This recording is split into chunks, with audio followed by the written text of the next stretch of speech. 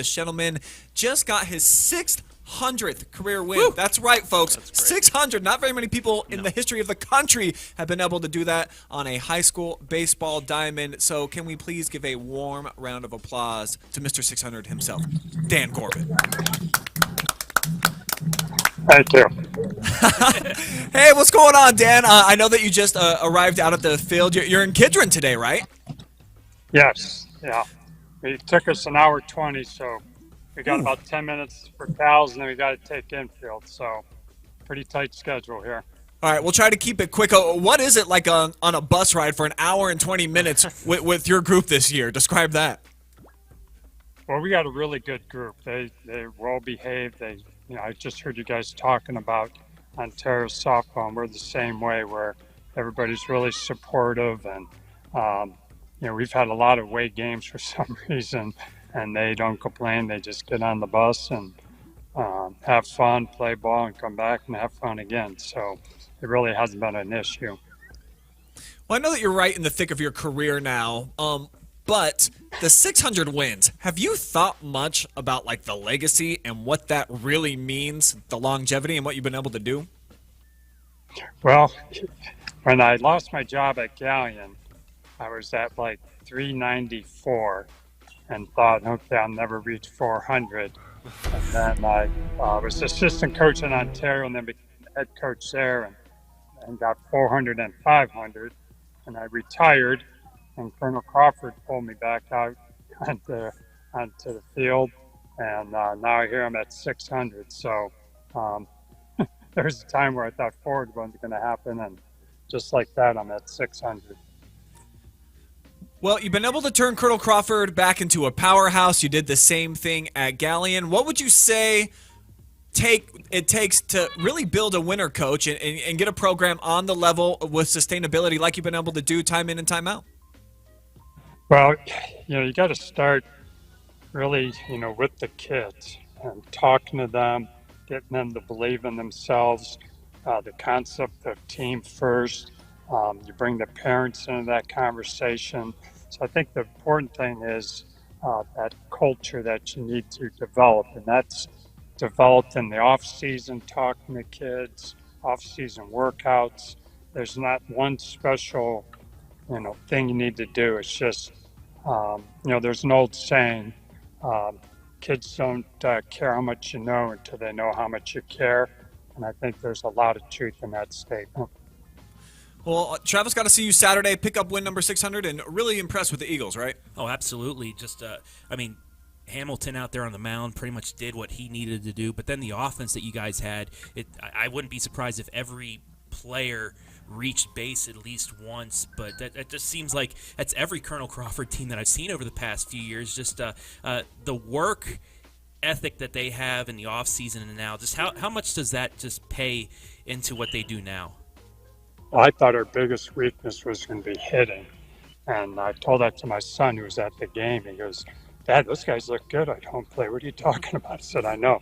We're have really improved from that first scrimmage, and we're doing a nice job at home plate. And then, you're off to an undefeated start. The path's getting a little bit harder here coming up this week after today. You guys, big series with Cary early on, and then you get really into the heart of your Northern 10 schedule. Just what do you guys need to do as, the schedule gets tougher and you guys get ready, for the stretch run in the conference and the run, towards tournament time?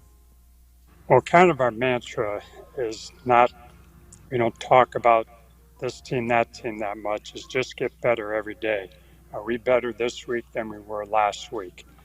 And so far, that has actually happened. I've just seen the improvement. We have a lot of young kids, and they just keep growing and getting better.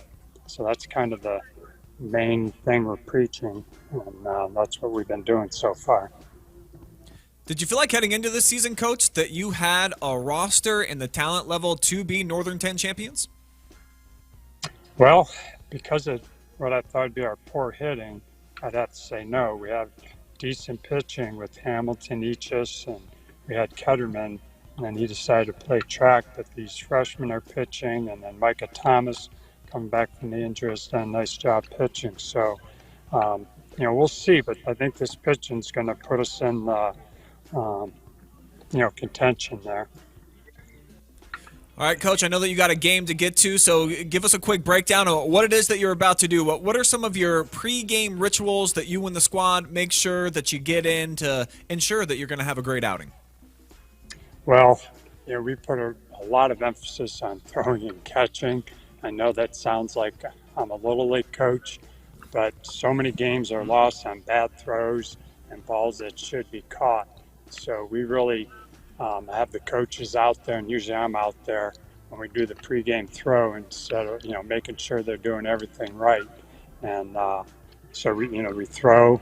Our stretching. A lot of times kids like to cheat on that, so we want to make sure they're focused on what's at hand. And I always tell them baseball is different than football, basketball because it's a little bit looser, but you can't get too loose and you can't get too tight. So there's a fine line as a coach to have them ready. And like I said, they've really responded well on the mental side of the game. I'm really happy where we're at there. And this week we really have a mental challenge. We have 5 games in a row.